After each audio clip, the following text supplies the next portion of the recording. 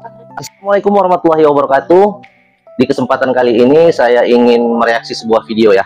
Tapi sebelumnya saya mau bercerita sedikit aja nih.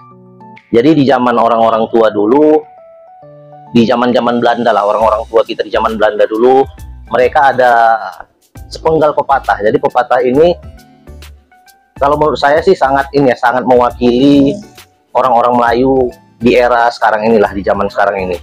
Jadi bunyi pepatahnya itu seperti ini. Mati Belanda karena pangkat, mati Cina karena harta ya, karena kekayaan, mati orang-orang Melayu karena angan-angan. Angan-angan yang tinggi tapi malas untuk mengerjakannya, sehingga angan-angan yang dicita-citakannya tidak pernah tercapai. Jadi seperti itulah pepatah orang-orang tua kita di zaman Belanda, dan sepertinya pepatah itu benar adanya dan mewakili apa yang terjadi saat ini. Seperti yang dikatakan oleh Profesor Soleha Yakob ya, bahwasannya kalau emas terbaik itu datangnya dari Malaysia, besi terbaik itu datangnya dari Malaysia, kapur barus yang untuk mengawetkan orang mati itu, yang untuk buat mumi itu, Firaun ambil dari Malaysia juga. Kemudian Nabi Adam berasal dari Gunung Jerai lah, pernah ke Gunung Jerai.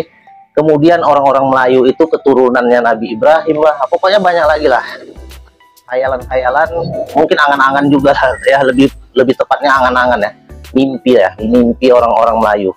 Jadi kalau menurut saya orang Melayu ini seperti sebuah cerita ya. Saya pernah menonton sebuah dongeng anak-anak ya, dongeng Katak dengan Kerbau. Jadi kalau kalian belum pernah menonton dongengnya, atau mungkin kalian tidak tahu dongengnya, kalian saksikanlah ini cuplikan dongeng Katak dengan sang kerbau. Suatu hari di sebuah hutan, ada sekelompok anak-anak katak yang sedang bermain hingga akhirnya mereka menemukan sebuah kolam. Mereka sangat takjub dengan kolam itu, hingga mereka langsung bermain di kolam itu. Tiba-tiba tanah di kolam itu bergetar, dan ternyata ada seekor lembu yang datang untuk minum di kolam itu. Maka paniklah para anak-anak katak, karena baru melihat hewan lain yang sangat besar. Setelah selesai bermain, mereka pun pulang dan menceritakan kepada ayahnya. Mendengar hal itu, sang ayah katak tidak percaya. Maka dia menggembungkan perutnya, karena merasa dialah yang paling besar. Meski sang anak katak sudah menasehatinya, tetapi sang ayah katak tidak mau kalah dengan hewan lain. Hingga akhirnya meledaklah perut sang ayah katak dan mati, karena egonya yang tinggi dan merasa yang paling hebat. Nah adik-adik, sifat sombong dan egois akan berakhir dengan kehancuran. Nah jadi seperti itulah orang-orang Melayu ya, seperti dongeng yang kalian tonton tadi, seperti cerita anak-anak yang kalian tonton tadi. Jadi orang-orang Melayu ini kita ibaratkan seperti katak yang kecil tapi dia ingin besar. Jadi dia membesarkan badannya agar bisa menyamai si kerbau tadi. Namun malang apa daya dia tidak sanggup untuk mengimbangi besarnya kerbau tadi, sehingga perutnya pun pecah dan meledak, dan akhirnya dia mati. Nah jadi seperti itulah kalau menurut saya orang-orang Melayu ya. Dia ingin tampil besar, dia ingin dilihat besar oleh orang-orang, dia ingin dipandang orang sebagai orang yang besar, yang memiliki kelebihan yang luar biasa, sehingga dia mengaku-ngaku seperti inilah. Jadi dia seperti itulah.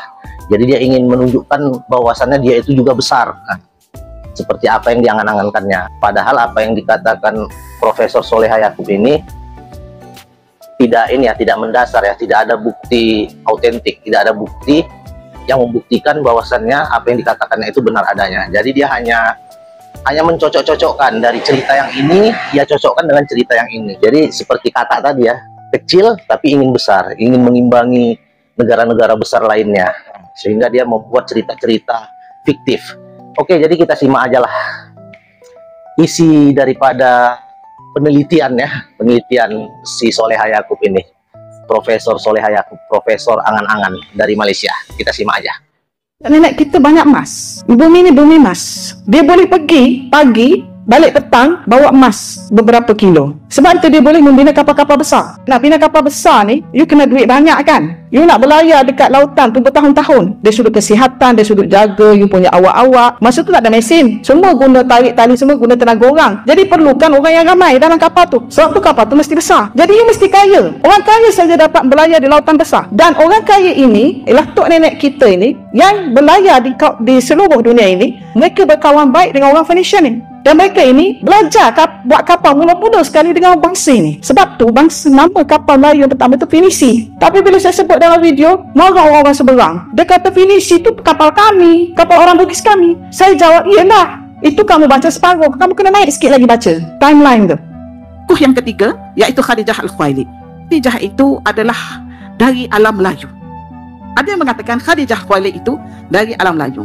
Saya rasa tersentak tau dengan pandangan itu. Sebab dalam pencarian saya, penulis-penulis Arab tidak menulis dengan detail siapa Khadijah Al-Khuwailid ini. Dia tak tulis detail. Ya, kerana maklumatnya setakat itu saja. Tiba-tiba kita dapat daripada alam Melayu, Khadijah Khuwailid adalah daripada sini. Dan kita kena maklum, beliau seorang kaya. Beliau merupakan wanita kaya dan mempunyai perniagaan yang besar. Untuk mempunyai perniagaan yang besar pada ketika itu, anda mesti memiliki emas. Sebab dia kena ada sesuatu yang diminati oleh semua orang di atas dunia ini, iaitu emas. Dan emas tidak ada di bumi Arab. Emas ada di mana, tuan-tuan dan puan-puan? Di tempat kita. Kita ni bumi emas. Kita jumpa catatan, besi-besi memang diambil oleh Zulkarnain daripada Kalah. Serius lah ni Prof. Tetapi yang buat dinding yang Majud tu. Kejap. Tetapi peleburan tu bukan berlaku di Sungai Besi, di Sungai Batu. Tapi di sana peleburan berlaku di tempat dia nak tempa tu. Sebab saya ada jumpa dalam buku Al-Kindi, dia tunjuk ilustrasi dia. Gambar itu ada dekat Persiang. Gambar dalam buku itu dia betul juga kalau katakan nak kurung Ya'juj dan Ma'juj ni, kalau cakap besi-besi macam besi kereta kau tu, tak boleh. Dia kena besi yang terbaik lah. Maknanya Zulkarnain kena bawa besi yang terbaik. Okey. Dalilnya apa? Dia bukan tempa, dia bukan buat cairan tu dekat Sungai Batu, dekat Kedah. Dia punya relau tu 4 segi. Relau dekat Sungai Batu bulat. Cara bincang Prof Mokhtar. Prof Mokhtar kata, ini relaunya di kaki gunung dalam gambar tu. Askar-askar dia sibuk duduk mencairkan besi tu. Tetapi ketulan, dia ambil ketulan daripada kita. Okey, saya nak cerita sikit. Sekiranya Nabi Ibrahim AS sudah datang ke sini, maknanya berkahwin dengan Keturah itu. Saya pegang, memang ada Keturah. Keturah ada 3 nama dan memang dia anak Raja Campar. Nabi Ibrahim AS berkahwin dengan Keturah atas arahan Allah SWT. Allah Ta'ala kata, kau pergi kepada tanah asal Ibrahim, kau berkahwin dengan perempuan ini, supaya anak-anak di kawasan ini, sebelah timur ini, beragama tauhid. Kenyataan Profesor Solehah berkaitan tentang Nabi Ibrahim AS berkahwin dengan Keturah atas arahan daripada Allah SWT dan kaitannya dengan sejarah Zulkarnain serta alam Melayu, khususnya negeri Kedah, memerlukan penelitian yang lebih mendalam daripada sudut sejarah, daripada sudut agama dan daripada sudut kajian tafsir. Sahabat-sahabat, kenyataan bahawa Nabi Ibrahim AS berkahwin dengan Keturah atas perintah Allah SWT tidak disokong oleh sebarang riwayat atau dalil yang sahih dalam Al-Quran ataupun hadis baginda Nabi Muhammad SAW. Tak ada satu pun dalil di dalam agama kita yang menyebutkan tentang hal berkenaan. Oleh itu, kita tak boleh senang-senang nak guna nama Allah untuk nak mempertahankan dakwaan sembrono kita. Allah Ta'ala sebut di dalam Al-Quran, ba'da a'udzubillahi minasyaitanir rajim, ya ahlal kitab la taghlu fi dinikum wa la taqulu 'ala Allahi illa al-haq. Wahai ahli kitab, jangan melampau dalam agama kamu dan janganlah kamu berkata terhadap Allah kecuali dengan ilmu yang benar. Ayat ni sahabat-sahabat, Allah Ta'ala tegur ahli kitab sebab mereka ni selalu sandarkan nama Allah sedangkan perkara itu tidak benar. Maka teguran yang sama perlu diperhatikan oleh umat Islam supaya kita tidak sewenang-wenangnya guna nama Allah untuk kepentingan peribadi. Memang akan memudahkan orang percaya bila kita guna nama Allah, tetapi jalan yang kita ambil itu adalah jalan yang salah. Kita akan dipertanggungjawabkan di dunia bahkan di hari akhirat nanti. Kita ni sahabat-sahabat akan alergi bila orang guna nama Nabi tapi sumber tak ada. Tapi kita lebih sensitif apabila guna nama Allah tapi sumber tidak ada. Kita tak tak mau agama ini dipermain-mainkan dengan hanya sekadar menggunakan nama Allah SWT sesuka hati. Kenyataan Profesor Salehah telah melanggar prinsip-prinsip tersebut kerana membuat dakwaan tentang Allah tanpa sebarang sokongan daripada sumber-sumber Islam yang sahih. Ini cukup-cukup tidak akademik dan cukup-cukup tidak patut. Sahabat-sahabat, dalam teks Yahudi dan Kristian, Keturah disebut sebagai isteri kedua Nabi Ibrahim alaihissalam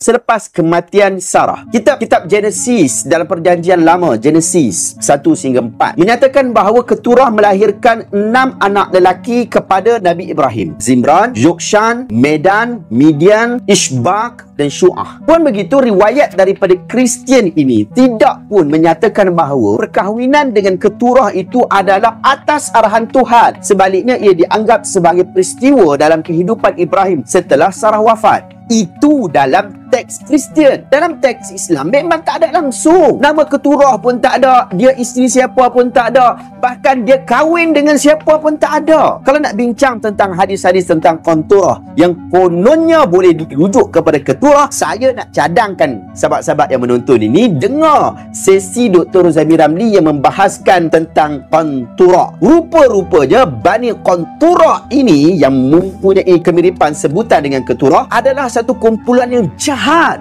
bukanlah the chosen one. Ini tak sokong kita musuh Allah. Saya sebut tadi, boleh kan macam tu? Nabi Allah Adam turun di Gunung Jerai. Kemudian Sayyidina Uthman bin Affan radhiyallahu an, keluarga Rasulullah SAW dan khalifah yang ketiga, Amirul Mukminin, dia dah pergi Kedah. Saudara, tak boleh. Saya nak tanya, ini perlu saya tanya, media dengar baik-baik. Sebab apa ustaz-ustaz dan tuk-tuk guru tak bagi teguran dan membetulkan kesilapan seperti ini? Satu, Nabi Allah Adam turun di Gunung Jerai. Saya nak minta Dewan Ulama jawab, betul ke tidak? Yang kedua, Sayyidina Uthman bin Affan sampai ke Kedah. Betul atau tidak? Kalau tak betul, betulkan. Ini masalah umat. Ribuan penyokong-penyokong yang Wala'un dia Allahu Akbar, dia ikut, tak betul. Makna kita kata kita dakwah tapi kita izinkan kepalsuan. Korang marah macam mana pun, jauh dalam lubuk hati korang tu, tetap korang akui apa yang aku cakap betul. Korang tahu apa yang aku cakap tu adalah fakta, tapi pahit sangat nak diterima. Korang bengang sebab korang tak dapat terima hakikat sebenar kaum Melayu. Sebab selama ni, daripada kecil lagi, korang telah dikhayalkan oleh sebahagian agamawan, sejarawan dan ahli politik elit Melayu yang sering membawa naratif palsu tentang kaum Melayu demi kepentingan politik dan kepentingan pribadi mereka. Mereka hanya nak sedapkan korang supaya korang anggap mereka tu hero. Padahal apa yang mereka perkatakan itu palsu belaka. Anggap macam korang tu hebat sangat dan sebagainya. Padahal ratusan tahun dijajah. Poin yang kuat. Korang juga daripada kecil tak pernah disajikan dengan kritikan-kritikan terhadap Melayu. Apatah lagi mendengar hujah kelemahan orang Melayu. Jadi bila korang dah besar dengan hakikat palsu kaum Melayu, maka korang akan trigger bila ada orang bawa pandangan melawan arus. Contohnya, yang aku duk hantam Tunku Abdul Rahman. Korang tak pernah dengar kan ada orang hantam Tunku Abdul Rahman? Sebab korang tak dibiasakan. Tapi sekali lagi lah, benci macam mana pun korang pada aku, tetap jauh lubuk dalam hati korang tu, korang terima apa yang aku cakap tentang orang Melayu tu benar. Moga Allah keluarkan kaum Melayu dari dunia kegelapan berfikir yang memundurkan mereka sendiri di Oke, mungkin itu aja sedikit informasi dari saya. Nah, semoga kalian netizen Malaysia, orang-orang Malaysia tidak terbuai ya dengan dengan cerita-cerita dongengnya Profesor Soleha Yaakob ini, cerita-cerita dongeng dari profesor kalian ini.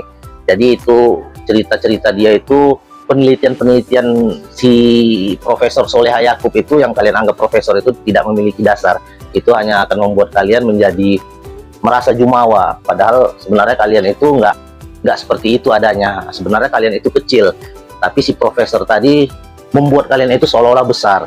Nah, itulah yang membuat kalian menjadi lupa diri, ya, membuat kalian hidup dalam mimpi-mimpi, dalam angan-angan. Akhirul kalam, wabillahi taufiq wal hidayah. Wassalamualaikum warahmatullahi wabarakatuh.